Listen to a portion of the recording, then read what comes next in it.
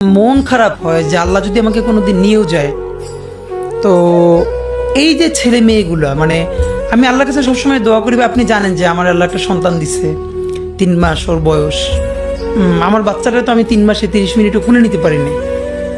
তো আমার ওয়াইফ খুব মাঝে মধ্যে আর কি মজা করে বাচ্চারে বলে যে ইনকিলাব মঞ্চের মুখপাত্র তোমার সাথে দেখা করতে আসছে।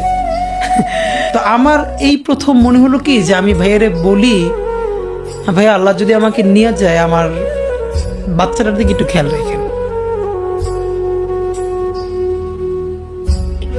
তো এই কথাটা আমি বলতে পারিনি। আব্বার একটা মানে আপনি যদি বলেন যে আমার সারা জীবনের যেটুকুন সততা, সাহস, লড়াই, এটার দুনিয়ার সমস্ত শক্তি আমার আব্বা। আমি যদি কিছু হইলেও করতে পারি সততার সাথে, আল্লাহ যদি আমার রহম করে, তাহলে আমার ছেলে, আমার পরিবার, আমার ভাই বোন, আমার ইনকিলাব মঞ্চের ভাই বোনগুলো, এগুলো আল্লাহ দেখবে যেভাবে আল্লাহ এখন আমাদেরকে দেখতেছে। সুতরাং কারো কাছে আর কোনো প্রত্যাশা নেই।